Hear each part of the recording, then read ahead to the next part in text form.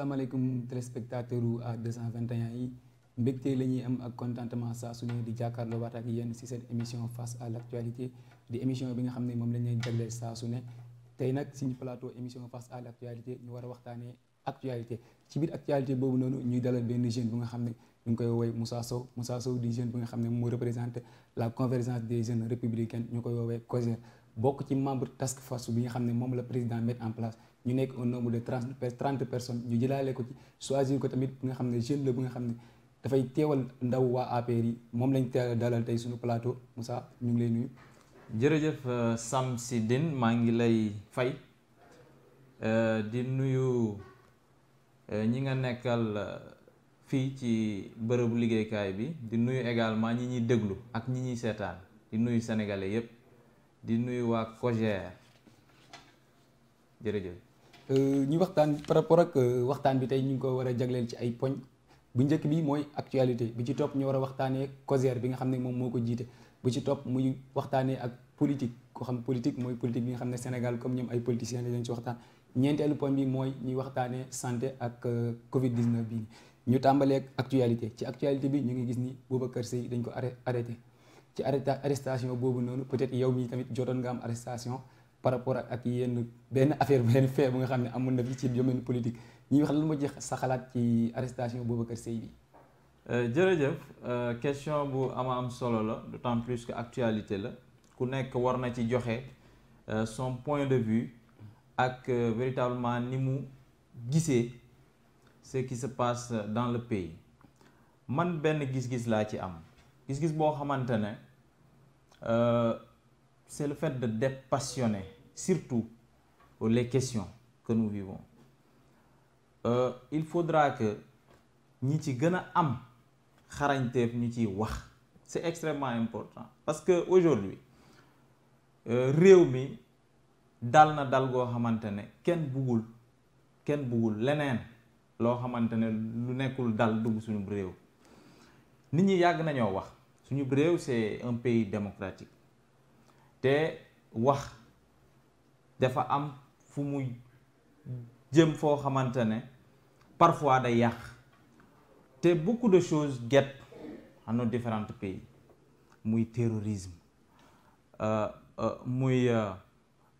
beaucoup de pays sont instables dans la sous-région ils nous entourent donc il y a pas mal d'éléments yoo xamante ne war nañ def très attention ci li ñuy wax parce que wax dëgg yàlla ñun jàmm rek lañ bëgg bu fekkente ne arrêté nañ kooku di monsieur Seye c'est parce que peut-être li mu wax dafa ëpp man loolu laa ko mën a jàppee parce que yàgg nañoo wax kenn mësu ci arrêté kenn bu ñu waxee lu ëpp nag bu ñu leen arrêté c'est pour le bien du pays mais également c'est pour le bien d'un pays stable comme le Sénégal parce que wax dëgg yàlla instabilité bi ñuy dégg yàlla nañu yàlla musal ci instabilité yu mel noonu donc heure bu ñu jàppee nit rek nañ jàpp ne peut-être dafa wax lu ëpp wala dafa def lu ëpp léegi nag la ca des comme que le dossier est pendant devant la justice nañu nag xaar véritablement fii wànnent di mujjee gëtam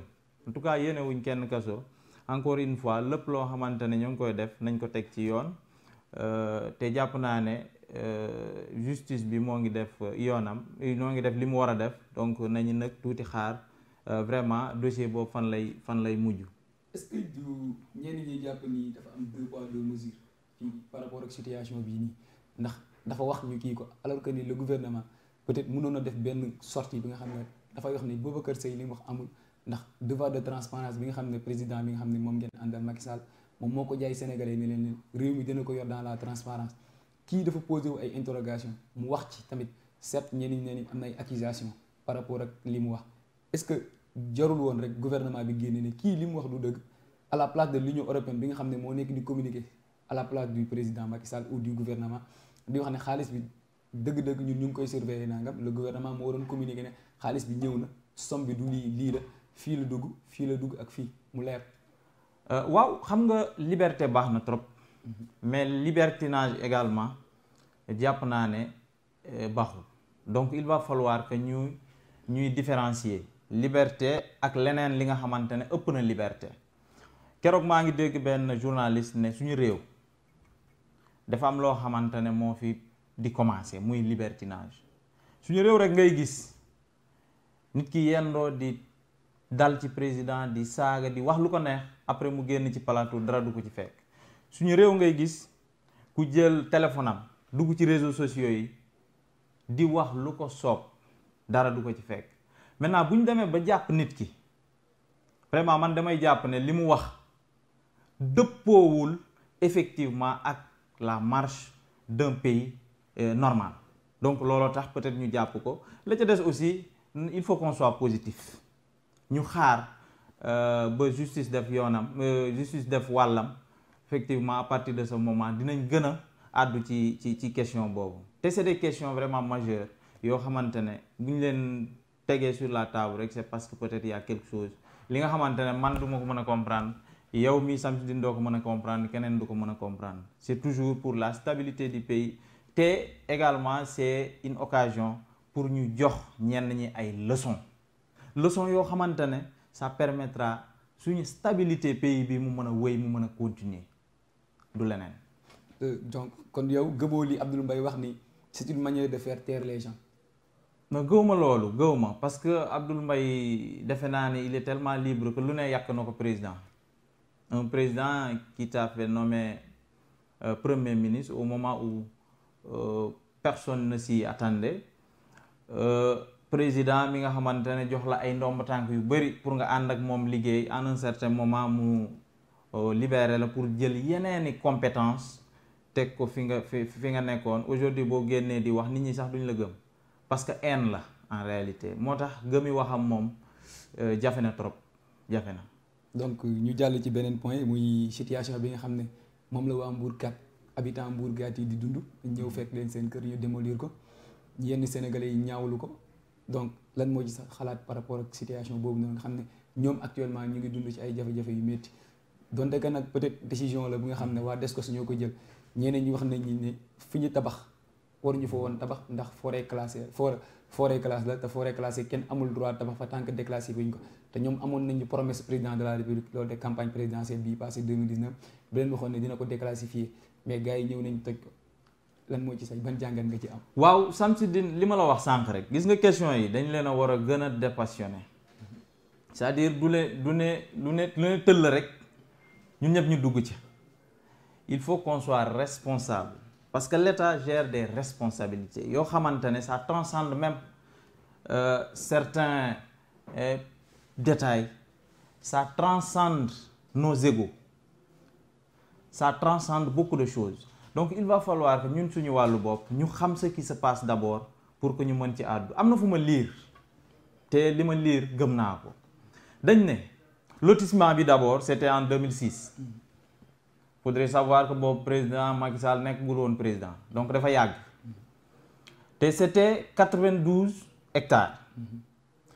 ci biir 92 hectares yooyu il y avait 67 hectares yoo xamante ne dafa nekkoon ci biir forêt classée loolu déjà c'est pas normal. ñu dem di dem ba 2019 président 2017 président jaar foofu ñu kar président de la république mu ne leen dina leen jàppale ñu déclasser li nga xamante ne mooy empiètement bi ñu defoon ci forêt boobule les 67 hectares mais bi ko président waxee ci ginnaaw gi gis nañ ne am na ñu fàqee fële ñu ne comme que président nee na dana déclasser loolu liñ ko ñaanoon parce que président aussi xolu nit ku baax la yor bu demee bay wax loolu c'est parce que il pense au peuple il pense au Sénégalais te wax dëgg yàlla ñoom ñoo njëkk a jalgati yoon léegi bi mu waxee loolu ñeneen jógee fële ne comme que président wax na loolu ñun itam nañ dem dëkk ca forêt classée boobu ñu dem ba jël ca 38 hectares yoo xamante ne toujours c'est dans l'illégalité ñu dem ba benn instant on se retrouve avec 105 hectares yoo xamante ne c'est dans la forêt classée loolu nga xam ne kenn waru ko laal c'est une forêt classée tant que déclassé wuñ ko kenn waru fa dëkk en réalité donc ci début ba boobu lañu faussé les calculs waruñu woon a dëkk ci forêt classée, ça c'est un. Ba pare lotissement ba dafa yàgg, c'était depuis 2006. Ba pare man jàpp naa ne un Sénégalais boo demee bay wut fi nga dëkk dëkkuwaay, il faudra que yenn question yu bëri nga bañ ci sëgg, nga bañ ci tëj sa bët, c'est-à-dire nga fexe jënd loo xamante ne si lii xam nga ne xel bu ma jëndee lii lu wóor la, bu ma jëndee lii kenn du ma fi jëlee ëllëg. C'est extrêmement important parce que ce qui se passe peut-être à Mbour va se passer demain ailleurs. Donc loolu il faut que dès le début te textes yi ak règlement yi régler nañ la question foncière depuis fort longtemps.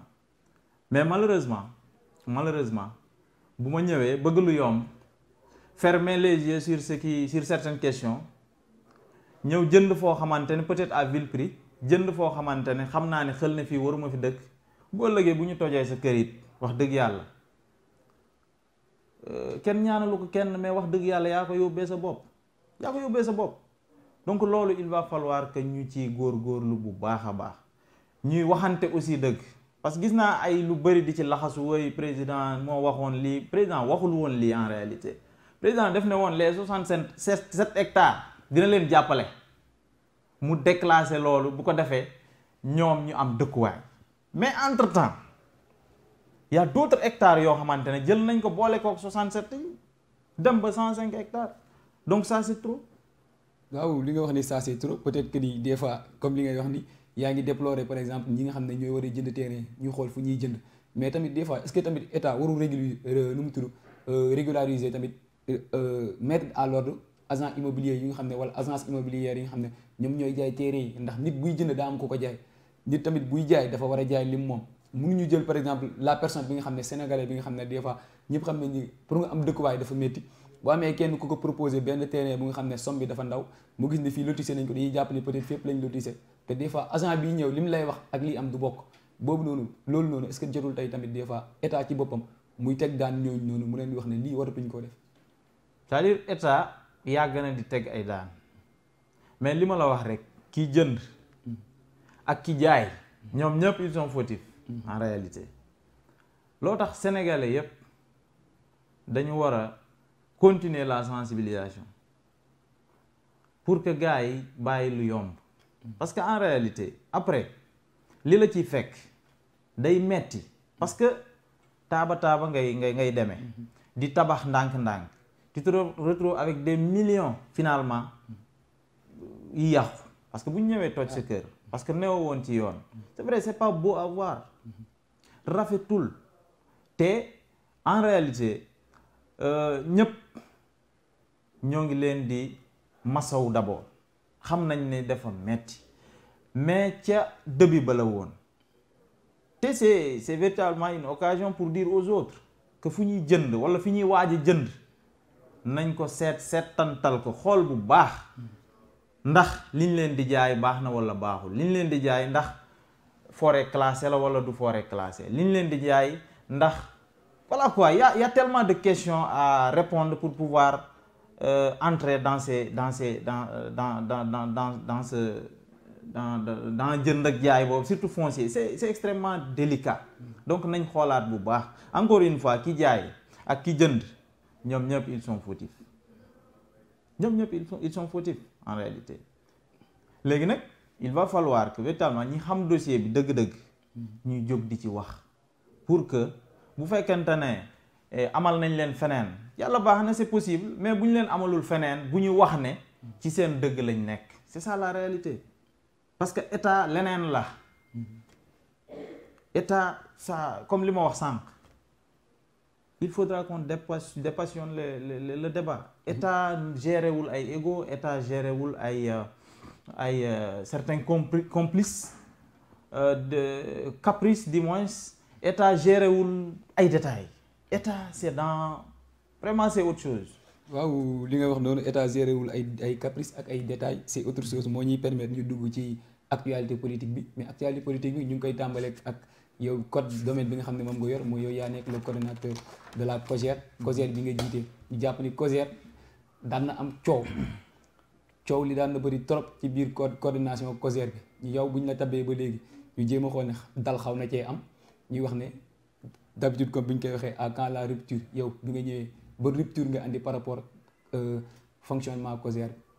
jërëjëf boo ma laajee ci question COJER damay am cawarte lool pour répondre parce que convergence des jeunesses républicaines dafa nekk benn structure ndaw bi nekk suñu biir parti te ñëpp xam nañ ne ndaw lépp lu fi yëngu moo ko yëngal ñëpp xam nañ ne dans un parti politique ndaw ñi dañ ci occuper benn wàll bu ama am solo ak femmes yi le 25 juin lañ ma nommé à la tête 2019 lañ ma nommé à la tête de la convergence des jeunesses républicaines ñu teg ci quelques mois mbas mi ñëw gane si ñu avant loolu demoon nañ ba commencer benn tournée bu yaatoo yaat tournée nationale pour voir d'abord l'existant afin de pouvoir l'améliorer parce que c'est important bu ñu la nommé aussi il faut que nga xool li nga fa fekk li fa baax nga yokk ko li fa bon véritablement nga jéem ko améliorer. Le 2 mars malheureusement 2020 la mbas mi gane si fii ci Sénégal depuis lors newuñu ci lu dul ay sensibilisation newuñu ci lu dul ay lutte contre la Covid-19 def nañ ci ay tournées yu baree bari pour que nit ñi mën a respecter li nga xamante ne mooy geste barrière parce que lu yàggul peut-être la ñuy wax ne vaccin bi am na mais en tout cas vaccin bi duggagul suñu réew donc li ñu ci mën a génne lenn kese la muy le respect strict des gestes barrières loolu nag wax nañ ci dox nañ ci joxe nañ ci également c'est-à-dire que on a acheté des produits antiseptiques des masques beaucoup de choses qui nous permettront de respecter les gestes barrières permettent également à l'environnement qui nous entoure de respecter les gestes barrières depuis loolu ca lañ nekk amul fu ñu demul nag département yu bari dem nañ foofu personnellement man bu ma demul ay démembrement wu COJER dem nañ foofu presse bi mën na ko vérifier pour voir véritablement ce que la COJER a fait depuis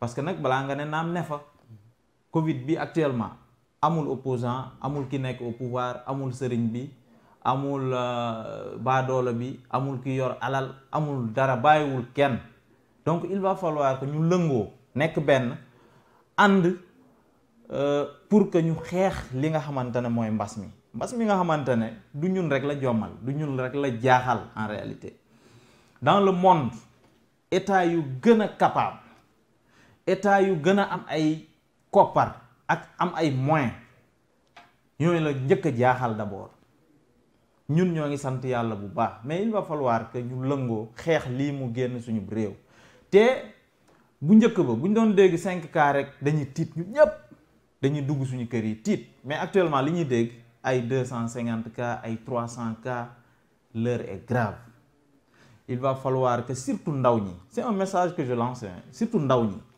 il faut que ñu taxaw laxasaayu xam ne combat bii suñu combat la du combat mag ñi ñoo ngi kër ga ñun ñooy génn indil leen njàngoro bi comme que ñoom mënuñu ko résister mënuñu ko tenir ñoo ci perte ñoo ci loru il va falloir que ñu xam qu'on soit conscient de cela parce que dara gënul metti di gis ay kàngaami Sénégal di dem benn par benn par ñaar par ñett donc loolu il va falloir que ñun ndaw ñi ñu gën a laxasaayu jóg amul pouvoir amul opposition amul société civile ñëpp nañ bokk ànd nekk benn bokk ndey bokk bàyyi xeex lii que ça soit dans les villes que ça soit aussi le monde rural parce que dugg na ci monde rural bi Sénégal gisuma fii Covid bi demul donc il va falloir que aussi ñun ñëpp ñu jóg xeex ak li nga xamante ne mooy suñu menace mooy suñu ennemi commun bu demee ba génn suñu réew nag vraiment ñu tàmbaliwaat peut-être ay activités politiques yi ñu daa def ay peut-être adversité bi je ne dis pas je ne dis pas que ñu commencé waat noono bu metti gi mais adversité bi parce que un adversaire n'est pas un ennemi donc loolu laa ci bëggoon a wax xamal leen ne aussi COJER ci yoon la nekk ci ligne directrice du parti APR également la nekk lépp lu président suñu leader suñu référence le président Macky Sall lépp lu mu bëgg véritablement ci jeunesse am yi jàpp naa ne ñoo ngi koy def te toppuñu lu dul ces directives toppuñu lu dul véritablement la ligne du parti. waaw ci directive yooyu noonu peut-être gars yi dañuy jàpp ni ñu bëri dañuy dégg ni COJER coordonnateur coow li doon bari trop ñu bëgg xam ñenn ñi nga leeral sénégalais lan mooy rôle coordonnateur COJER. waaw rôle coordonnateur COJER je pense que question bu am solo la te ku nekk mën na ko répondre sax d'ailleurs parce que parti politique boo gis am na ay ndaw am na kuréel bi nga xamante ne moom mooy gérer ndaw ñi comme femmes yi ni ñu nekkee comme cadres yi ni ñu nekkee comme sages yi ni ñu nekkee comme enseignants yi comme étudiants yi donc ay ndaw moom bu ñu dajee rek c'est pour faire bouger quelque chose pour animer pour massifier le parti je pense que nous sommes en train de le faire te booy xool le coordonnateur national de la COJER c'est quelqu'un qui est là en tant que un bouclier du président de la République mais en tant qu'un bouclier de son leader notre leader aujourd'hui c'est le président de la République Macky Sall c'est-à-dire projet yi muy sumb programme yi muy sumb ak le plan Sénégal émergent ñun ñoo koy vulgariser jox ko askan wi faire comprendre aux gens ce que le président est en train de faire la prévisibilité donc loolu bokk na ci suñu rôle mais également bokk na ci suñu rôle politiquement parlant képp koo xamante ne jóge na fàqe na fële ñëw di attaquer président injustement ñun c'est à nous de riposter pour le président de la République parce que comme j'ai l'habitude de le dire ñun on n'a pas d'image à préserver seule l'image du président compte pour nous nous sommes en train de préserver et de protéger l'image du président de la République qui est le président Macky Sall loolu mooy suñu ambition loolu mooy suñu objectif donc loolu mooy suñu liggéey parallèlement nag ci biir am na ay organisation yoo xamante ne ñoo ngi koy def parce que y a une organisation interne comme il y a une organisation externe l'organisation interne c'est mettre les démembrements de la COJER qu'ils soient solides partout qu'on ait des répondants dans les départements dans les communes partout COJER fu mu dem am fa ay répondants am fa ay nit ñoo xamante ne ñoo fay teewal COJER mais teewal fa le parti teewal fa le président de la République ca lañ nekk mais mbas mi xam nga mbas mi dafa àndut ak politique politique lu mu laaj mooy mobilisation politique li mu laaj mooy rassemblement te loolu jamono ji ñu toll nii c'est interdit donc c'est banni donc il va falloir que ñuy continuer liggéey bi ci li nga xamante ne yàlla jagleel nañu ko muy la technologie muy l'informatique ñu continuer foofu liggéey bi tout en évitant le maximum possible les rassemblements et en limitant les déplacements lépp lu ñuy def aussi ci jamono ji na fekk dans le cadre c'est dans le cadre de la lutte contre la Covid-19 bu jàllee ba pare ñu continuer li ñu doon def parce que li ma la wax sànq mooy cette mission là interne cette mission interne c'est de pouvoir avoir une structure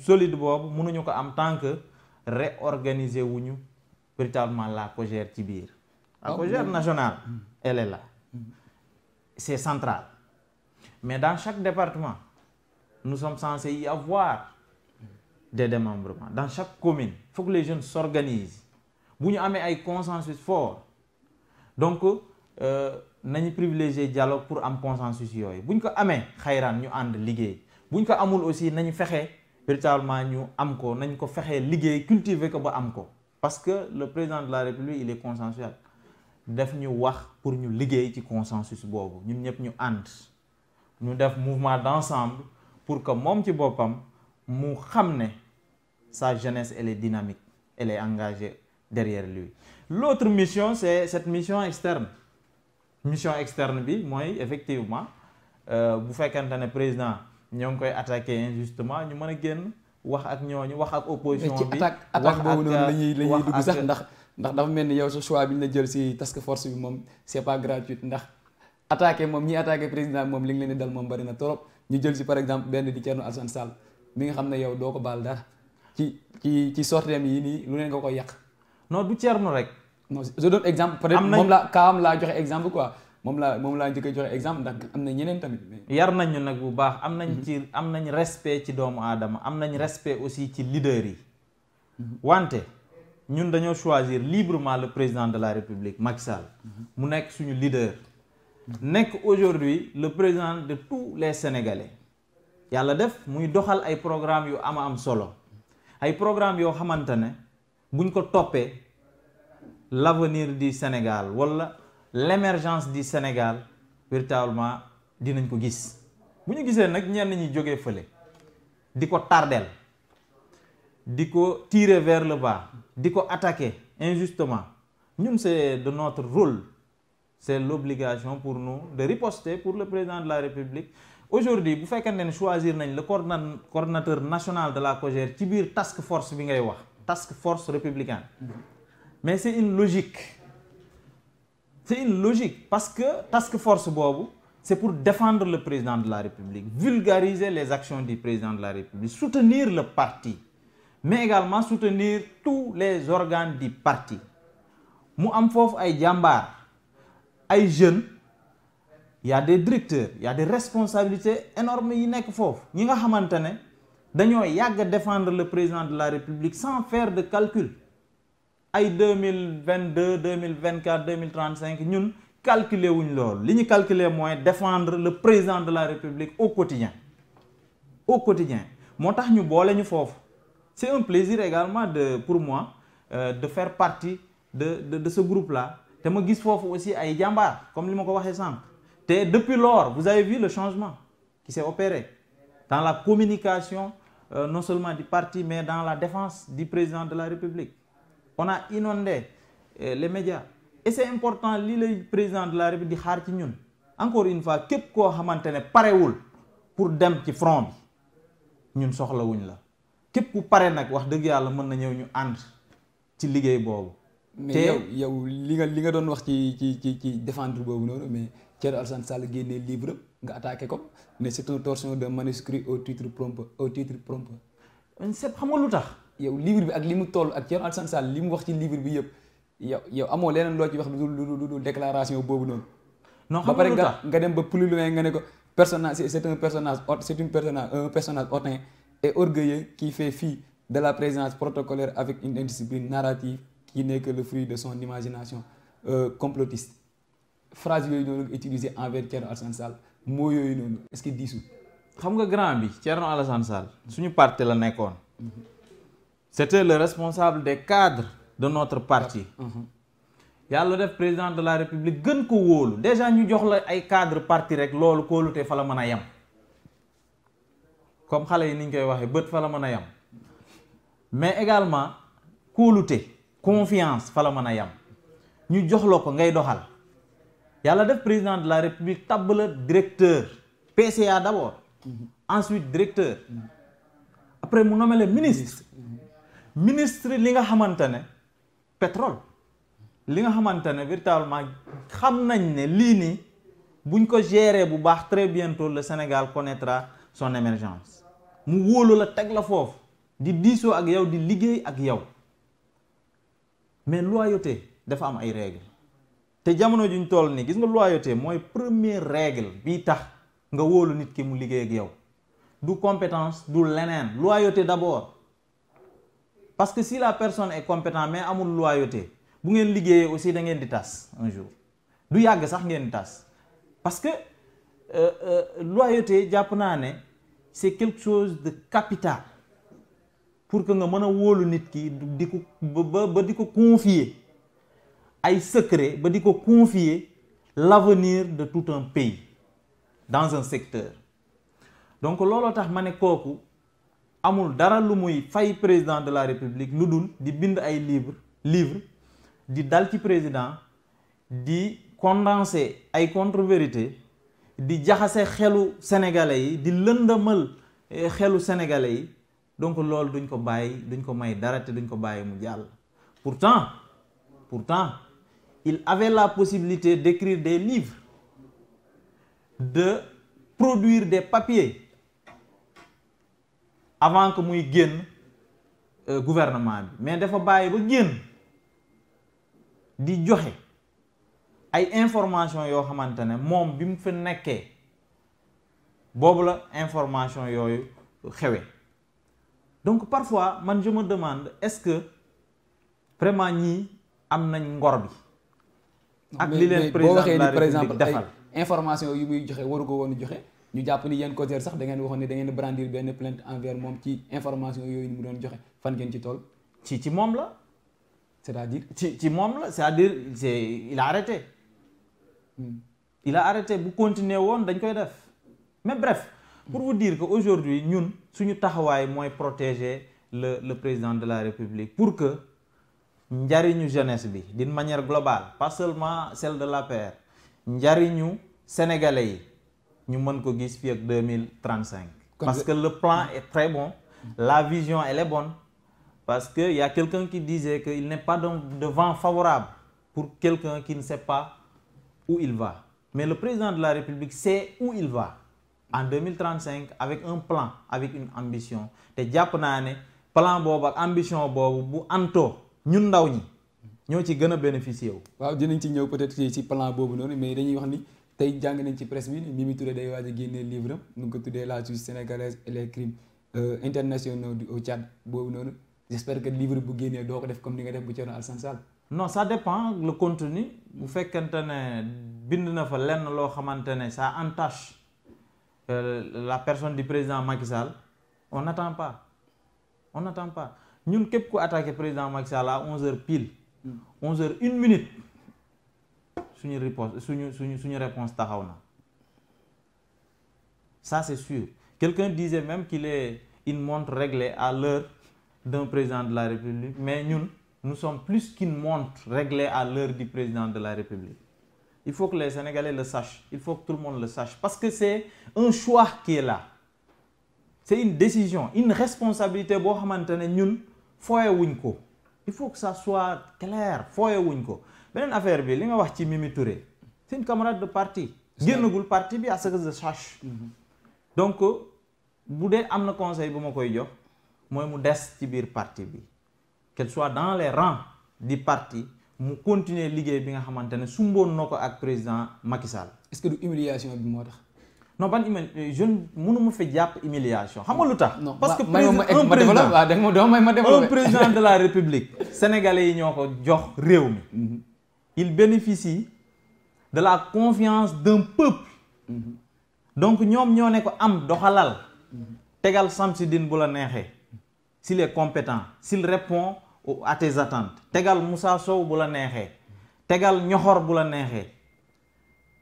Mais bu tegee quelqu'un ba mu dem ba benn instant xam ne kii nii elle ne répond plus à ses attentes.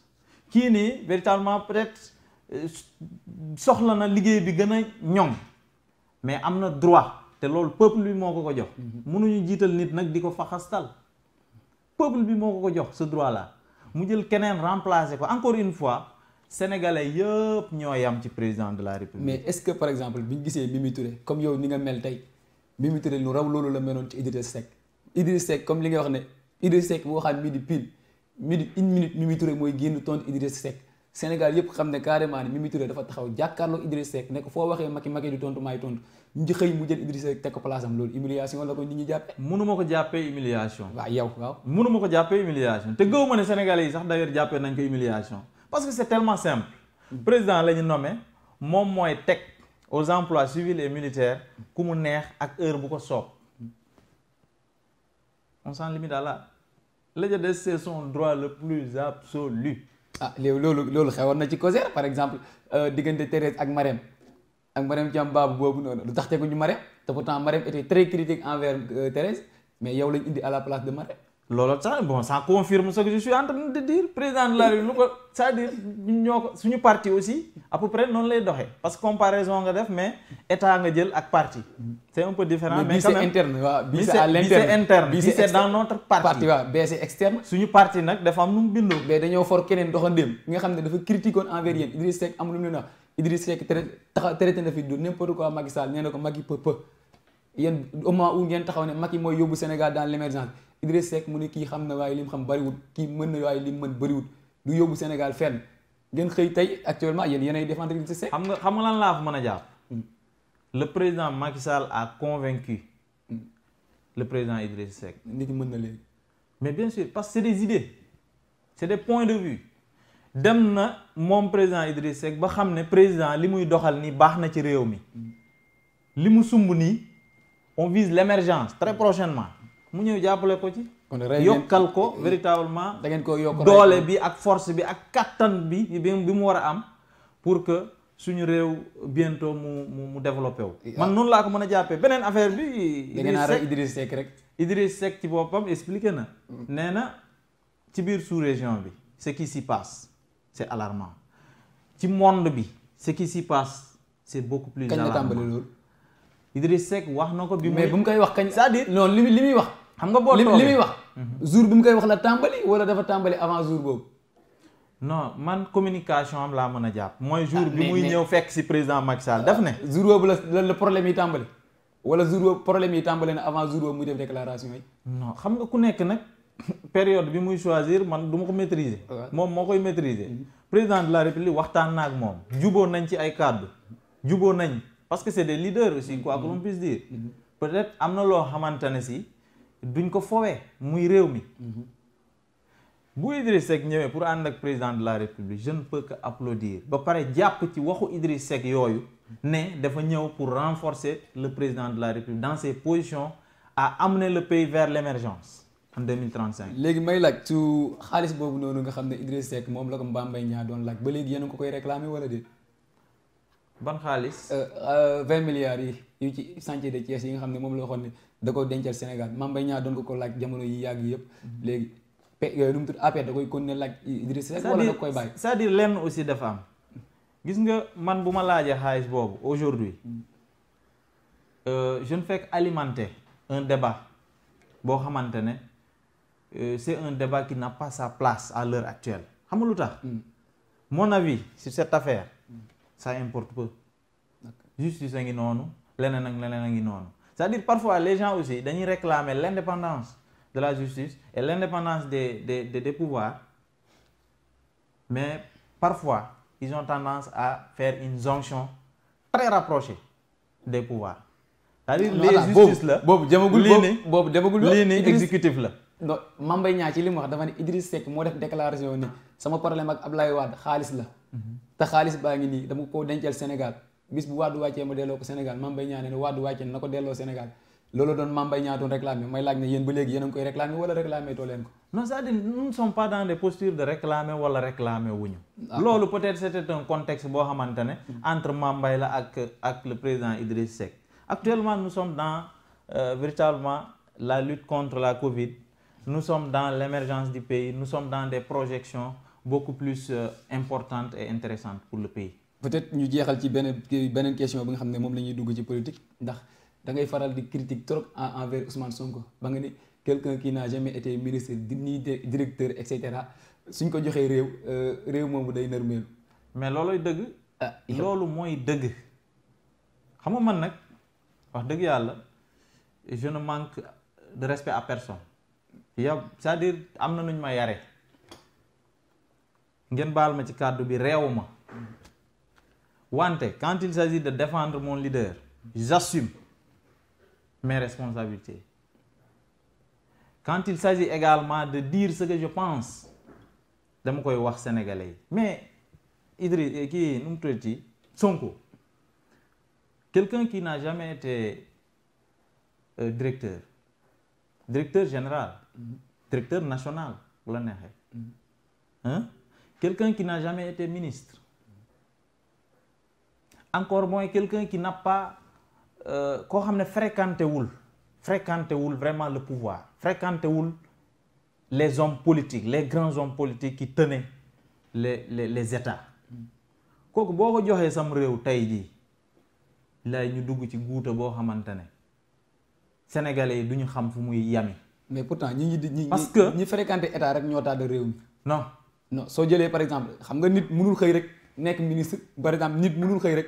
ñu ne la ministre kenn jàngee ko fenn nit ñi dañoo xëy rek nekk ministre. mais dafa am ay paliers. non am na ñoo xam ne jaaruñu palier boobu. par exemple soo jëlee ñoom Thérèse ban palier lañ def dañoo xëy rek ñu def leen yenn ñu jox leen ay fonction attention par exemple Néné Fatoumata dafa xëy rek ñu def ko ministre lu mu géré. non attention te pourtant xam nga leen dafa am. Néné Fatoumata dafa xëy rek ñu def ko ministre. nekkul directrice nekkul nangam nekkul dara daa xëy rek ñu ne ko ministre nga. elle a échelonné. et pourtant c'est-à-dire dafa am loo xew loo xamante ne gis nga ñun bi ñu nekkee université depuis le bas âge première année déjà lañ dugg ci politique. mais moom administration la jàng. ànd ak président de la république administration nañ am administration te bañ a violer le secret les secrets d'état bañ a violer les règles de l'administration. ban règle administration ak kii la violer. mais nga gis foofu lenn loo xamante ne si peut-être le public waru ko gis yow nga génne ko loolu administration loolu la wax te loi- bari na loi beneen ba affaire gis dama la lay Assemblée wax benn nationale moo affaire. voté loi ba nga xam ne c'est-à-dire Samsidine dama lay wax ne gis nga première année déjà lañ épouser la politique avant loolu on faisait le syndicalisme Ouais. xam nga ñëpp xam nañ ne la politique c'est le prolongement logique du syndicalisme yàlla def président de la république génn en 2008 ñu ànd ak moom assumer ko nag avec tous les moyens que détenait autant le PDS et le mouvement MEL à l'université mais dañ ko assumer on se cotisait des 50 francs des 100 francs pour pouvoir confectionner des t-shirts à l'université Cheikh Anta Diop au pavillon A. Mes camarades de promotion ne me laisseront pas mentir. Ils sont là. Donc, am na fu ñu jaar, am na jaar-jaar. On nous a violentés. On nous a bastonnés. On nous a privés de beaucoup de choses. Lépp ñu assumer ko rek. Gëm ne suñu waa ji day nekk président. Muy président Macky Sall. Yàlla def 2012 mu jël réew mi. Bi mu jëlee réew mi nit ñi dañ lay gis nii rek ñu yaakaar ni tu es venu du néant comme ça. Nous ne sommes pas venus du néant. Nous nous sommes battus. Te les témoins sont là. Nous nous sommes battus. Donc loolu yëpp expérience la. Thérèse mi ngay wax am na expérience boobu parce que ñoo fa nekkandoo woon. Néné Fatma Tall am na expérience boobu elle était là-bas. Ba pare convergence des jeunes. Néné Fatma Tall elle était là-bas avec les Biram Faye les Abdou Mbow. C'est-à-dire am nañ expérience bi. Gis nañ gisaat loolu mooy expérience c'est des jusqu'à aujourd'hui. mais ba léegi tout nekkuñu woon en contact avec l'État tamit. nekkuñu woon en contact avec l'État. comme bi ngay wax ne li ngay wax ne état am nañ expérience syndicale Ousmane Sonko def na syndicalisme au sein du kii nu mu tudd sax impôt et domaine yooyu noonu comparaison boobu noonu dem ngeen université. c'est-à-dire boo gisee ma lay wax. gis nga président Macky Sall dafa am fu mu njëkkee avant que muy créer son parti. Il était au PDS. Il a échelonné lui. Il a pris ses paliers. Il a été pratiquement dans toutes les stations qu'un homme d'État doit occuper. De directeur, en passant par ministre, premier ministre, président de l'Assemblée nationale. Yooyu yëpp bi muy nekk foofu ndaw ñi ma la limal sànq ils étaient avec lui. Ils travaillaient avec lui. Ils l'observaient, ils le voyaient. En quelque sorte moo ngi leen doon won yoon wi. Donc c'est des jeunes yoo xamante ne ils ont l'expérience. Sonko boo gisee ma wax la loolu c'est-à-dire li mu yóotu la dafa rëy dafa rëy de.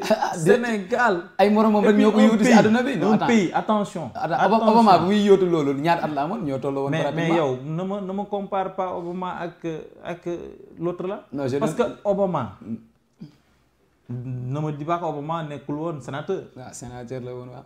te foofu noonu bokkul système bi bokkul sax ak fii. waaw d'autres c'est des gens yoo xamante ne dañ jàng taxaw.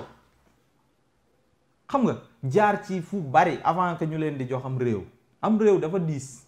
waaw loolu peut-être ñu accéléré kii moo ñuy permettre ñu gis ni temps est passé da nga soutenir woon sa mémoire en analyse de l'efficacité et de l'efficience cas d'exemple moo nekkoon Prodac bi nga xam ne moom nga defee si kii bi ñu lay ciy féliciter solo loolu moo ñuy permettre ñu dugg ci emploi des jeunes ñu xool comme jeune nga tamit yaa dirigé convergence des kii ñu lay laaj ndax satisfait nga si programme yi nga xam ne état moom la teg pour insérer les jeunes créer des emplois tamit lan moo ci sa xalaat ci yooyu tamit.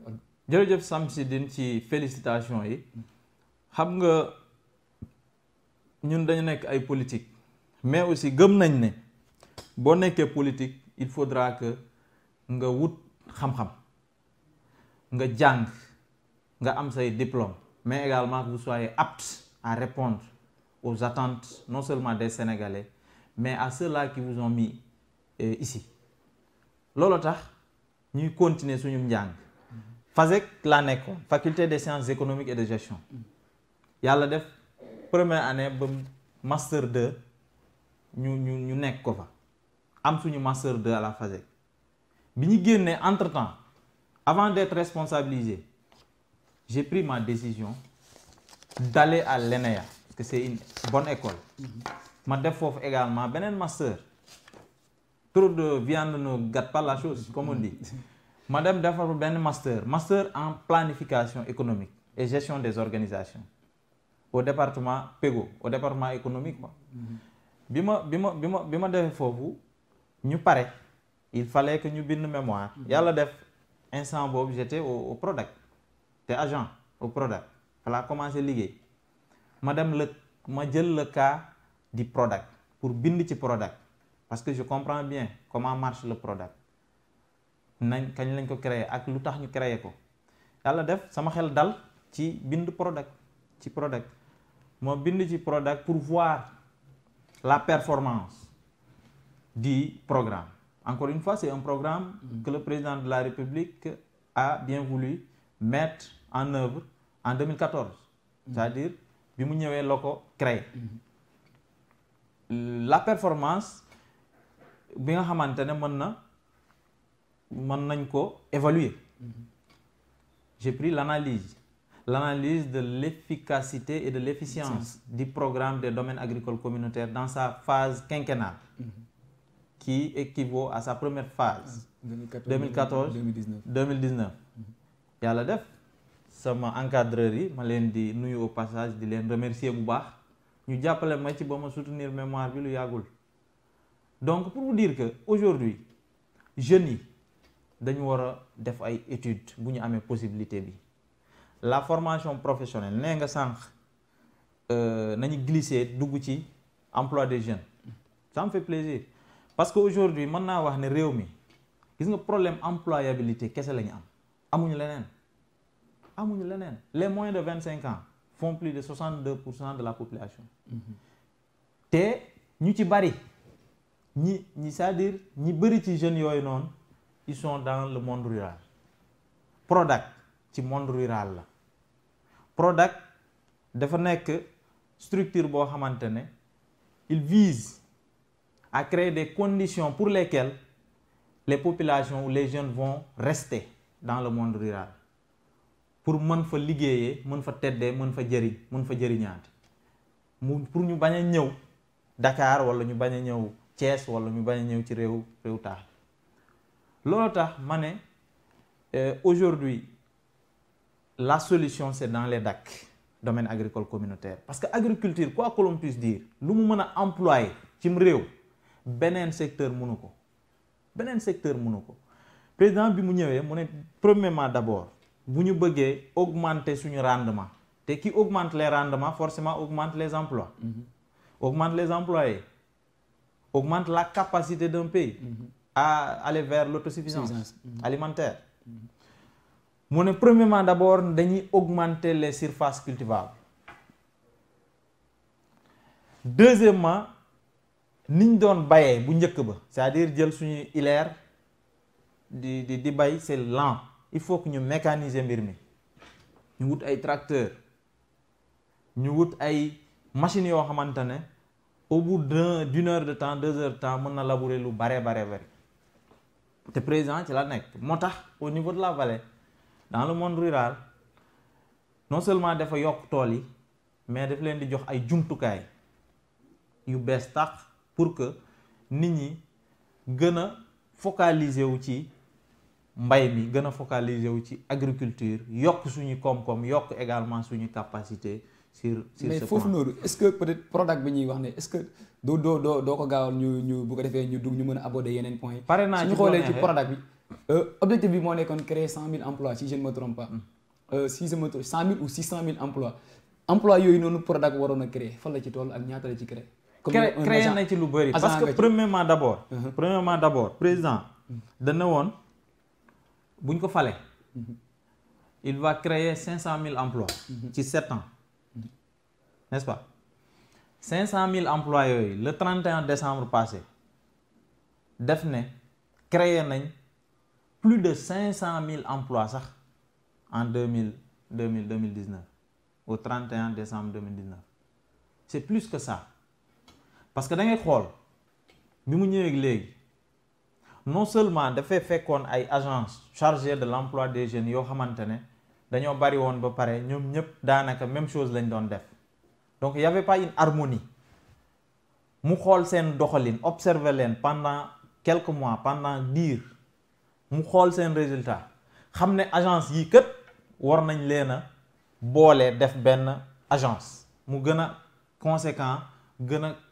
efficace gën a taqe muy FNPJ autant ANEJ OFEJBAN ak ANAMA pour les marchands ambulants mu boole ñeent yooyu def ko benn say def ko benn agence muy ANPEJ mu jóge foofu pour soutenir l'emploi pour soutenir le secteur privé mu créer 3 structures bokk na ci FONSIS pour les investissements stratégiques pour que secteur privé bi mu mën a am ay investissement yu bare bari ay financement yu am solo mu teg ci FONGIP pour la garantie des investissements prioritaires mu teg ci BNDE Banque nationale de développement économique donc yooyu c'est des soutiens au secteur privé soutien pour la création massive d'emplois léegi bu mu defee noonu ñu dem mu teg ci non seulement xam nga loolu c'était pour soutenir le secteur privé soutenir ñëpp ñi nga xamante ne am nañ ay initiatives yoo xamante ne mën na générer beaucoup d'emplois parce que État quoi que l'on puisse dire État n'est pas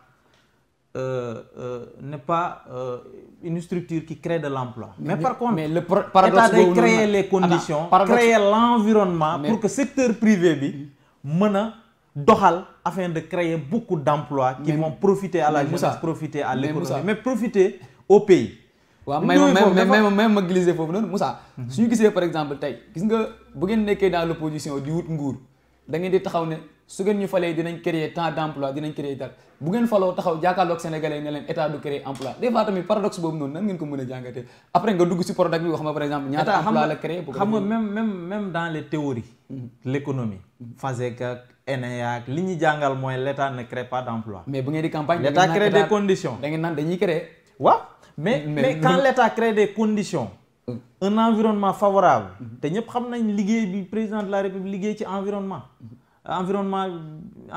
des affaires investissement yi yu bëri dugg nañ parce que bu njëkk ba peut-être ay investisseurs yu bëri avant que ñuy engagé wu avant que ñuy dugg suñu réew dafa am ay critères yu bëri yi ñuy xool d'abord yi ñuy vérifier la stabilité du pays est-ce que vraiment la justice elle est indépendante est-ce que les pour produire c'est-à-dire pour defar sa entreprise dans quel délai est-ce que gaaw na papier yi nanga ma yooyu yëpp dañ koy xool yàlla def président bi ñëwee dafa corriger yu bari aujourd'hui en 48 heures mën nga taxawal sa entreprise au maximum 22000 nga am sa NINEA loolu amu fi woon bu njëkk ba c'est des mois nga doon def di jaabante dem ak ñëw finalement da ngay décourager dem sa yoon deuxièmement aussi délai rapprochement c'est-à-dire wàññi délai yooyu rek c'est quelque chose c'est extrêmement important bi mu ñëwee dafa créer PUDC c'est combien d'emplois mu teg ci yan genre PUDC dafa arrêté doxatul woon de PUDC gars yi génn nañ fii gars yi presse bi bind nañ ko fi wax PUDC doxatul woon ndax financement yi dafa amoon problème yooyu yëpp wax nañ ko fi c'est-à-dire PUDC da ngay xool li mu PUDC vision bi ak objectif bi kenn du ko naatable lu baax la def na ay réalisation mais actuellement gars yi ñu ngi déplorer ndax il est doxatul woon de non dox na xam nga lu tax mu ngi kon ne ay travaux yu nga xam ne moom la war réaliser ba léegi mu ngi koy réaliser xam nga lu tax ma wax la ko gis nga man je suis du monde rural fële laa jógee ci àll ba xam naa ce que le PUDC a fait là-bas comprendre donc PUDC réalisé na ay ouvrages yu bare depuis des forages ay machine à moulins yi c'est pour soutenir toujours les paysans soutenir les agriculteurs c'est-à-dire PUDC a révolutionné le monde rural en réalité. loolu moom dëgg la. loolu c'est des emplois bu ko xeeb. ay emplois ñoo fay jógee. c'est des emplois mais jëlal Prodac à ñaata durée. Prodac c'est combien d'emplois. waaw loolu laa leen laaj. mais c'est institutionnalisé ay PUDC. non c'est des programmes Prodac ñaata emploi la créé. c'est des programmes gis nga c'est-à-dire Prodac da ngay comprendre benn mbir. Prodac son rôle c'est de former les jeunes c'est de les financer. def leen ay incuber c'est-à-dire premièrement d'abord il faut. non mais ñoom joxe woon nañ objectif. c'est des par exemple Prodac war na créer si je ne me trompe pas 100 000 emplois la xaw ma 600 000 emplois la ñu wax la ñuy créer jusqu'à présent peut-être on peine à avoir les chiffres exacts peut-être am na yenn documents yi nga xam ne kii nañ ko war nañ ko consulter c'est dafa bëri tellement que de nombre de pages yi ma am moo kii mais après on. c'est-à-dire gis nga boo demee inspection du travail. da nga gis foofu emploi yu président de la République créé yépp l'objectif du Prodac c'est de former d'accompagner les jeunes premièrement d'abord da ngay ñëw nga bëgg yëngu ci benn mbir ñu former la ci diir bu gàtt que ngeen former benn GA groupement d'entrepreneurs agricoles ngeen nekk 5 à 25 personnes ñu jox leen de 5 à 25 hectares ñu ne leen exploiter leen lii fekk former nañ leen ci mbir mi tàggat nañ leen bu ngeen demee ba commencer ku nekk ci yéen day jël mën nañ ko tuddee ay stagiaires 3 loolu yooyu ñooy incubé yi bu ñu ñëwee ku nekk prendra en charge 3 incubés ñaata nit la alors ñaata hectares la bu dee 1000 hectares parce que les DAC vont de 1000 à 5000 hectares te les DAC aujourd'hui on en a 11 DAC dans le Sénégal lenn kay am na peut-être souvent le retard de financement loolu c'est connu de tous et c'est noté loolu bu ñu ko corriger woon yàlla xam na ne rien que le Prodac Sénégal dinañ am ay emploi yoo xamante ne jeunes yëpp danañ leen occuper. jeunes yëpp dinañ leen occuper c'est important agriculture moom mën na créer ay emplois yu bëri. ci nga 500000 emplois yi président de la République créé ñu bëri.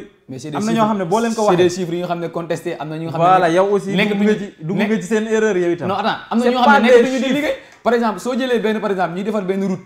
par exemple Prodac di defar benn nu mu tudd PUDC di defar benn route bi nga xam ne carrément latérite la ñu jël ay jeunes yi nga xam ne ñoom ñoo war a def foofu noonu mu war a durer 2 à 3 mois jeune boobu noonu su liggéeyee 3 mois après dafay dem toog mais gars yi dañ koy considérer comme emploi bu ñu créé la alors que jeune boobu noonu pare na ci liggéey bi liggéeyatul léegi chômeur la encore c'est-à-dire emploi yi ñu enregistré wul à l'inspection du travail c'est pas des emplois comptabilisés dans les 500 000 du président de la République. loolu information bu bees la. loolu tax mu ne la c'est plus que 500 000 parce que am na ay emplois yoo xamante ne c'est des emplois au niveau de l'agriculture des emplois agricoles des emplois yoo xamante ne comme li nga wax la 6 mois la 1 an nangam ak nangam mais emploi yi ñuy enregistré au niveau de l'inspection du travail c'est plus de 500 000 emplois. bul fàtte ñu accéléré ndax temps bi li ñu dese bëriwul TER DER BRT yooyu yëpp dañuy employé. mais jëlaguñu PUDC jëlaguñu. bañ a jël. non attends TER bi ñu si doon liggéey genn wàll yëpp liggéeyatuñu. non da ngay naan kay. ñu si doon liggéey genn wàll yëpp liggéeyatuñu. ñu ci bëri ñoo ngi liggéey c'est-à-dire ñi ci liggéeyatul woon lu tax liggéeyatuñu. travaux yi ñoo arrêté. mais am na ñu fa nekk ba léegi di liggéey mais bëriwul su doon 100 la actuellement ay 10 ñoo fa nekk. non déedéet. bu doon 100 kay nee ma ay 70 ñoo fa des. nan lañu mën a libérer loolu yëpp. yow gis yow est-ce que yaa ngi dox si maa ngi xool mais du loolu kese du li ngay gis ci mbedd mi kese ñooñu di liggéey sur les travaux qu'on peut voir là c'est-à-dire du ñooñu kese am na ñu ne ci bureau ya am na ñu ne ci au niveau du siège ak un peu partout donc ñooñu da nga leen di comptabiliser ba pare xam ne loolu c'est des emplois yoo xam ne c'est périn dañuy dem ça continue loolu lu baax la léegi piment au niveau des axes frontaliers waaw yooyu moom c'est extrêmement important waaw moom mais dañuy permettre employé nañ foofu ay jeunes yu bare li ñu si temps bariwul ñu accélérer affaire bu jeex mais Promoville déjà am na ñu fa nekk di liggéey ñooñu ñëpp c'est des emplois yoo xam ne mën nga leen a comptabiliser dans les 500 000 et plus léegi ñu xool par exemple Moustapha Cissé Lo dafa génnoon CMI xam nga ko non xam naa ko CMI couverture maladie universelle loolu xam naa ko waaw léegi ñu jël par exemple Moustapha Cissé Lo ASP yi ñaata la ñu employé ASP c'est des jeunes loolu dëgg la mais Moussa c'est des jeunes waaw mais Moussa xaaral ñuy kii Moustapha Cissé Lo dafa génnoon mais enseignement bi aussi enseignement waaw donc mooy léegi ñu yeggali temps bi dafa jeex dans l'enseignement enseignement bi jël nañ yoolu ñaata lañ jël non xam nga c'est des milliers waaw léegi police jël nañ la gendarmerie jël nañ santé jël nañ et cetera force de l'ordre et de sécurité waaw léegi c'est-à-dire ñi jël ñoo bari finalement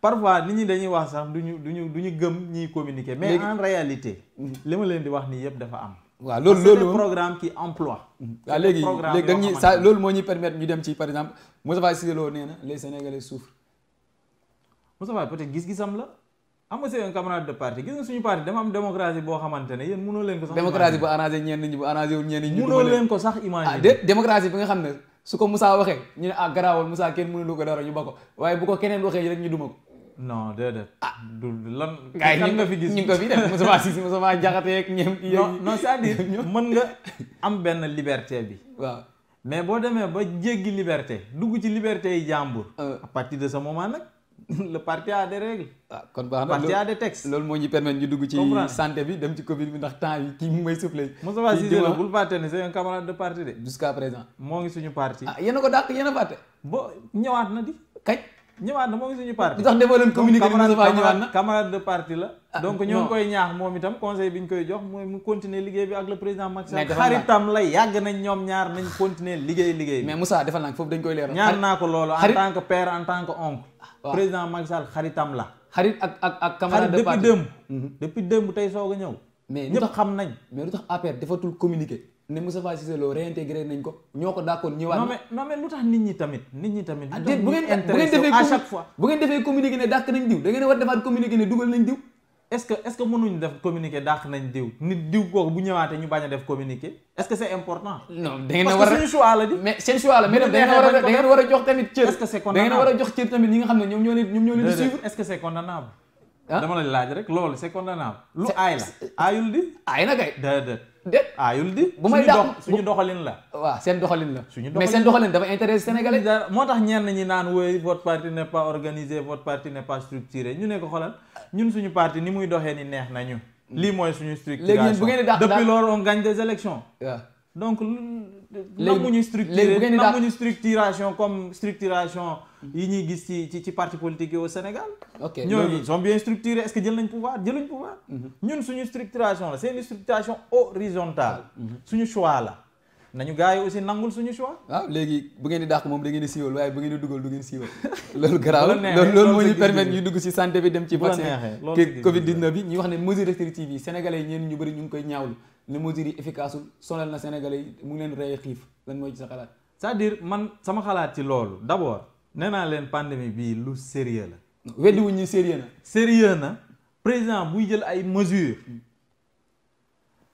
wax sa xalaat aayul dans une démocratie mais il faut que ñu am conscience ne dañu war a jàppale un général ñun ñëpp jàppale président de la République pour que ñu génn ci lii parce que quand il s'agit de prendre des décisions ala kulli haal il faut ñu jël ay décisions bu ñu jëlul woon ay décisions c'est pire gars yi danañ fi toog naan woy dañoo waroon a jël décision fii àdduna la lépp loo wax gars yi dinañ wax ne baaxul wala dinañ joxe en tout cas seen point de vue contraire encore une fois président de la République nit ñi dañ koy tooñ rek gis nga le personnel sanitaire là ñoom ñooy ñëw le comité de pilotage noonu la de waaw comité national ñoom ñooy ñëw ne président de la République l'heure est grave am nañ tant de cas am nañ tant de décès am nañ tant de lii lii la suñu hôpitaux yi àttan président il faut que ñu jël décision président ne leen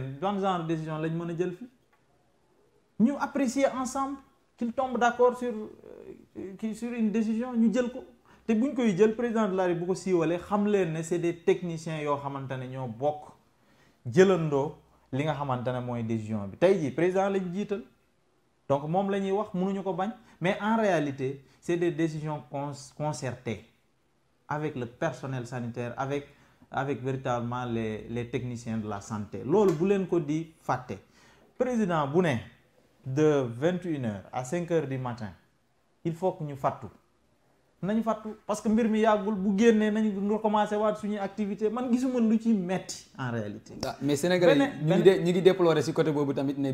beneen gouverner xam nga li gënoon a metti.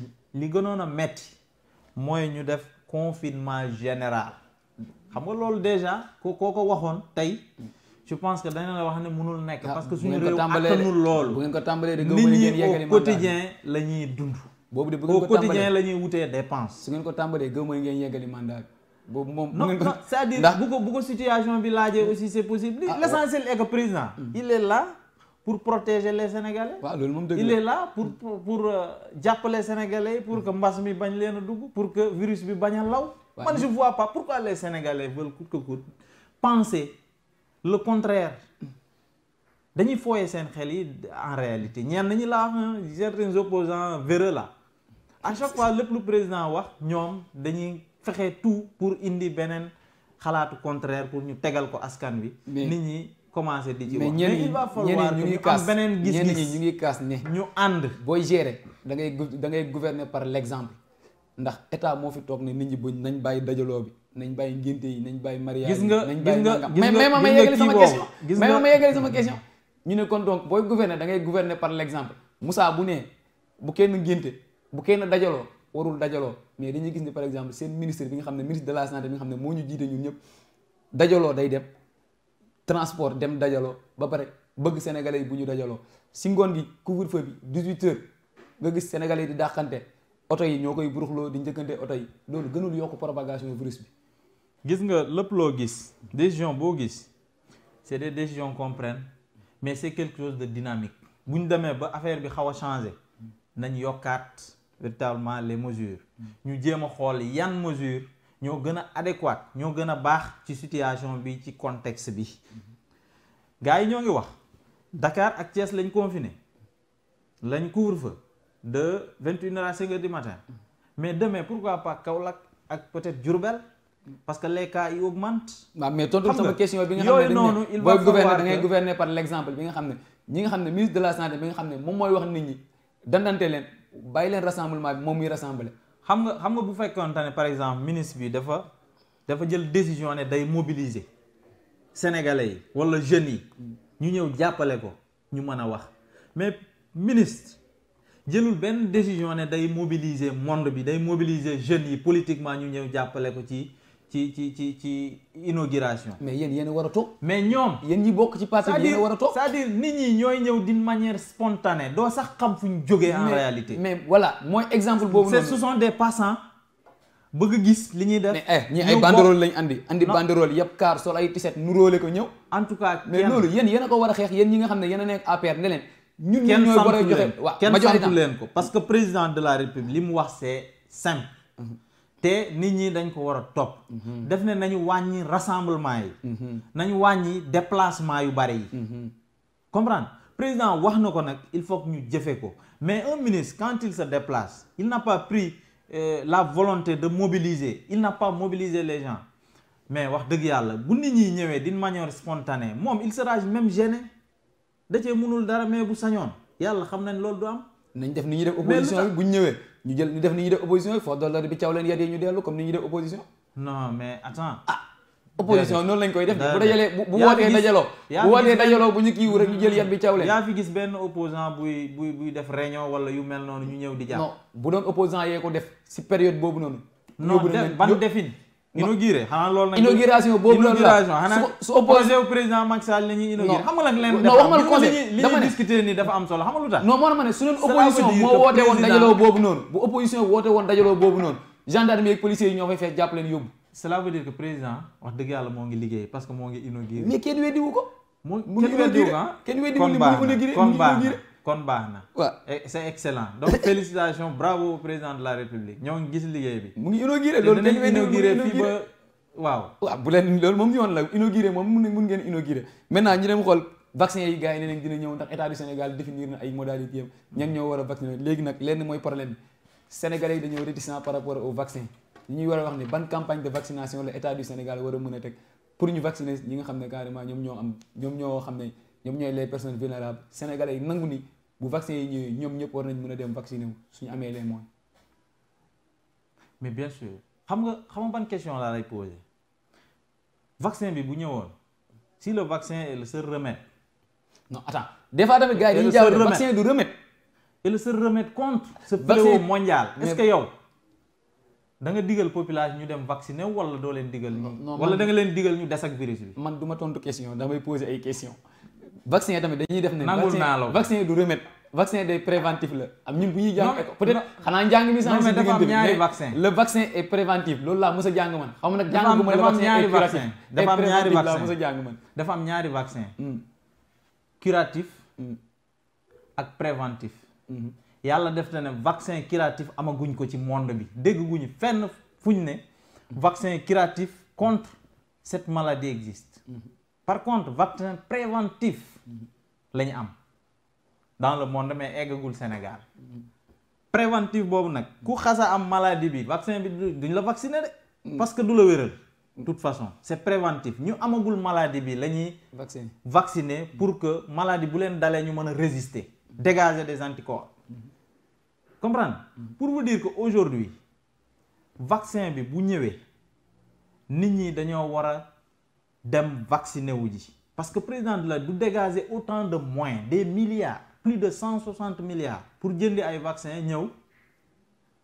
ñu naan vaccin bi baaxul amul sens en réalité amul benn sens président jël ay moyens yu toll noonu ñëw ñu ne vaccin bi baaxul il faut que ñu dem vaccin te man gëm naa ne vaccin bis bu duggee biir Sénégal nga xam ne kenn buggul dee nit ñi vont se bousculer là-bas parce que ñun dañoo vacciné wu ba toll niñ toll di est-ce que daawoon nañ mais bii daa tiital gars yi ay poliomyélite ak ay rougeole ak ay fièvre jaune ak yooyu yëpp dañ ñu ko vacciné bañ toll niñ toll. mais bii donc il faut que il faudra que les opposants arrêtent. est-ce que opposants yi la yaa ngi koy ñu ci bari c'est des opposants encagoulés naan président bu vacciné wul man du ma vacciné wu. mais il faut qu'il arrête le président peut le faire mais s'il ne le fait pas aussi nit ñi dañoo war a dem vacciné wu ji. mais est-ce que du loolu moo nar a poser problème su président vacciné wul nit ñi dañ naan lu tax mu jënd ba pare deful. non mais il peut le faire. waaw merci. il peut le faire bel et bien mais c'est son appréciation à lui. mën na ko def comme mën na ko bañ a def. mais gëm naa ne vaccin bi bu ñëwee. te ñu gis ne wéral na ñu bëri ci biir monde bi. bu ñëwee fii man de damay vacciné wu. man de damay vacciné wu ji. te ku ma déggal aussi day dem vacciné wu ji. parce que président nag xam nga ne du digal sénégalais yi lu baaxul wax dëgg yàlla. loolu foofu la ñuy jëlee par exemple waa ji mu ngi may sonal sama nopp yi rek ñu wax ne temps bi jeex na ñu leen bàyyi nga tàggatuwaale donc loolu il faut encore une fois ñu gën a góorgóorlu véritablement ci changement de mentalité yi changement de comportement yi parce que ñun ndaw ñi waxuma la le président de la République mais le pays compte sur nous suñu génération xam nga lan moo ma gën a tiital ci mbir mi ay kàngam ay mag des intellectuels des exemples ay royukaay ñoo ngi dem di wàññeeku di dee par ñaar par ñett il va falloir que ñu xam ne lii war nañ ci gën a góorgóorlu depuis la sensibilisation jusqu'à suñu prise de parole suñu prise de position parce que lii nii lu sérieux la il faut que ñu gëm ne lii lu sérieux la li mu rey ci àdduna bi kenn xamul nu mu toll suñu réew commencé nañoo am ay 300 cas ki 250 ki 296 cas donc loolu il faut que ñu xam ne fi ñu jëm baaxul donc ñu gën a góorgóorlu surtout ñun ndaw ñi ci sensibilisation bi ak ci déplacement yi ak ci rassemblement yi bu ko defee ñun bu ñu génnee du ñu indi jàngoro bi suñu biir kër yi donc di leen sant rek di leen gërëm ci dalal bi te di leen won aussi sama disponibilité pour véritablement débattre des questions qui intéressent les Sénégalais mais également qui vont intéresser tout le monde donc di leen sant bu baax. waaw li ñuy wax ni mbégte ak contentement rek lañ amoon di la dalal émission bi ñuy wax ne neex na trop ça nous a permis que Sénégalais yéen ñu bëri découvrir beneen Moussa Sow gis ni tey moom tàng na xaw na tàng tuuti. xaw na dal tuuti yëngal mbirum ndaw la. waaw mbirum jeune la yëngal mais ku ma xam-xam ne. je suis quelqu'un de discipliné. waaw du ma saaga nit. du ma xas nit. mais quand il s'agit de dire la vérité pour défendre mon leader je le fais avec beaucoup de plaisir. te li ma nekk dama cee dëggu. lu ma gëm la waaw. jërëjëf foofu la ñuy jaaree tàggatoo ak téléspectateur A221 yi di leen jox rendez-vous beneen yoon ci seen émission face à l'actualité.